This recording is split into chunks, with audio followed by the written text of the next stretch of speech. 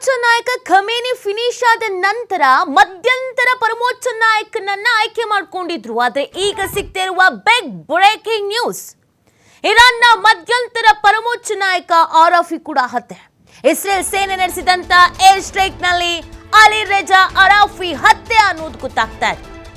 ಇರಾನ್ನ ಮಧ್ಯಂತರ ಪರಮೋಚ್ಚ ನಾಯಕ ಇಸ್ರೇಲ್ ಸೇನೆ ನಡೆಸಿದ ಏರ್ ಸ್ಟ್ರೈಕ್ ನಲ್ಲಿ ಅಲಿ ರೆಜಾ ಆರಾಫಿಯನ್ನ ಹತ್ಯೆ ಮಾಡಲಾಗಿದೆ. ಅಮೆರಿಕ ಮಾಜಿ ರಾಷ್ಟ್ರೀಯ ಭದ್ರತಾ ಸಲಹೆಗಾರ ಮೈಕಲ್ ಫ್ಲಿನ್ ಈ ಸ್ಟೇಟ್ಮೆಂಟ್ ಅನ್ನ ಕೊಡ್ತಾ ಇರೋದು. ಇರಾನ್ನ ಸರ್ವೋಚ್ಚ ನಾಯಕ ಅಯತೊಲ್ಲಾ ಖಮೀನಿ ಹತ್ಯೆ ಹಿನ್ನೆಲೆ ನಿನ್ನೆ ಇರಾನ್ ಪರಮೋಚ್ಚ ನಾಯಕನಾಗಿ ಆರಾಫಿಯನ್ನ ಆಯ್ಕೆ ಮಾಡಲಾಗಿತ್ತು.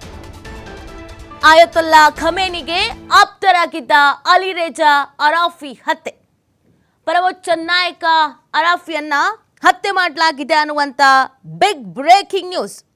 ಇದನ್ನ ಅಮೆರಿಕದ ಮೂಲಗಳ ಮುಖಾಂತರವಾಗಿ ಮಾಹಿತಿಯನ್ನು ನೀಡಲಾಗ್ತಾ ಇದೆ. ನಿಜವಾಗ್ಲೂ ಕೂಡ ಇದೊಂದು ಶಾಕಿಂಗ್. ಯಾಕಂದರೆ ಖಮೇನಿಯನ್ನು ಹೊಡೆದುರುಳಿಸಿದ್ದೇ ಇನ್ನು ಇವರಿಗೆ ಅರಗಿಸಿಕೊಳ್ಳೋದಕ್ಕೆ ಸಾಧ್ಯ ಆಗ್ತಾ ಇರಲಿಲ್ಲ. ಖಮೇನಿಯನ್ನು ಮುಗಿಸಿದ್ದೀವಿ ಅಂತ ಹೇಳಿದ್ದೇನೆ ಅಸಮಾಧಾನಕ್ಕೆ, ಸಿಟ್ಟಿಗೆ ಕಾರಣವಾಗಿತ್ತು.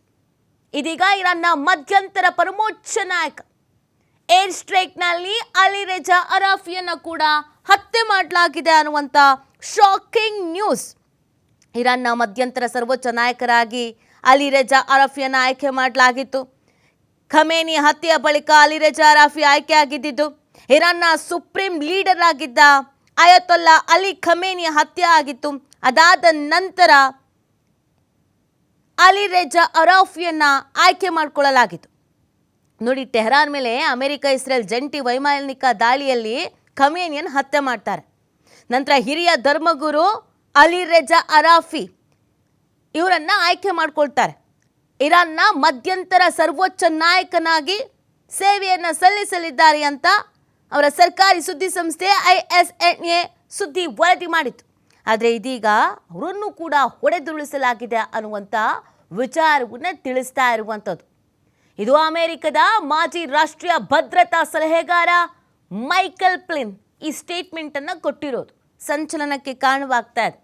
ಎಲ್ಲೇ ಇದ್ರೂ ನಾವು ಬಿಡಲ್ಲ, ಹುಡುಕಿ ಹೊಡಿತೀವಿ ಅಂತ ಖಮೇನಿಯನ್ನು ಹತ್ಯೆ ಮಾಡಿದ್ದಾಯಿತು. ಇಸ್ರೇಲ್ ಮತ್ತು ಅಮೆರಿಕ ಒಂದಾಗಿದ್ದು ನಾವು ಇರಾನ್ನವ್ರಿಗನ್ನ ಸುಮ್ಮನೆ ಬಿಡಲ್ಲ, ಎಲ್ಲೇ ಅಡಗಿ ಕೂತ್ರೂ ನಾವು ಹೊಡೆದುರುಳಿಸ್ತೀವಿ ಅಂತ ಹೇಳಿದರು. ಅದರಂತೆಯೇ ಇದೀಗ ಸಾಂವಿಧಾನಿಕ ಸೂತ್ರದಡಿಯಲ್ಲಿ ಗಾರ್ಡಿಯನ್ ಕೌನ್ಸಿಲ್ನಿಂದ ಪಡೆದ ಮಧ್ಯಂತರ ನಾಯಕತ್ವ ಮಂಡಳಿಯ ನ್ಯಾಯಶಾಸ್ತ್ರಜ್ಞ ಸದಸ್ಯರಾಗಿ ಅಲಿ ರೆಜಾ ಆರಾಫಿ ಏನು ನೇಮಕ ಆಗಿತ್ತು, ಅದೇ ಅಲಿ ರೆಜಾ ಆರಾಫಿಯನ್ನು ಹೊಡೆದುರುಳಿಸಲಾಗಿದೆ ಅನ್ನುವಂಥ ವಿಚಾರವನ್ನು ತಿಳಿಸ್ತಾ ಇರೋದು. ನೋಡಿ, ನಿಜವಾಗ್ಲೂ ಕೂಡ ಇರಾನನ್ನು ಮುಗಿಸಿಯೇ ತೀರ್ತೀವಿ ಅಂತ ಪಣ ತೊಟ್ಟಿರೋದು, ಹಠಕ್ಕೆ ಬಿದ್ದಿರೋದು.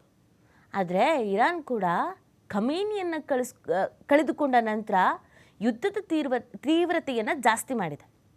ಯಾವುದೇ ಕಾರಣಕ್ಕೂ ಯಾರಿಗೂ ನಾವು ಅಂಜೋದು ಇಲ್ಲ, ಹೆದರೋದು ಇಲ್ಲ, ನಾವು ಕೂಡ ಮೆಟ್ಟಿ ನಿಲ್ತೀವಿ, ಬಗ್ಗು ಪಡಿತೀವಿ ಅಂತ ತನ್ನ ದಾಳಿಯನ್ನು ತೀವ್ರಗೊಳಿಸಿತ್ತು.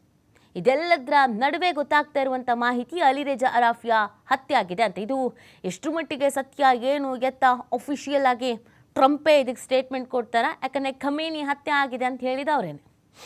ಹಾಗಾಗಿ ಇದನ್ನು ಇನ್ನೂ ಅಧಿಕೃತವಾಗಿ ಫೋಟೋಸೋ ಅಥವಾ ಅದಕ್ಕೆ ಸಂಬಂಧಪಟ್ಟಂಥ ಡಾಕ್ಯುಮೆಂಟ್ಸ್ಗಳನ್ನು ರಿಲೀಸ್ ಮಾಡೋದೋ ಅಥವಾ ಟ್ರಂಪೇ ವಿಶ್ವವನ್ನು ಉದ್ದೇಶಿಸಿ ಮಾತನಾಡೋದೋ ಏನು ಮಾಡ್ತಾರೆ ಅನ್ನೋದು ನೋಡಬೇಕಾಗುತ್ತೆ.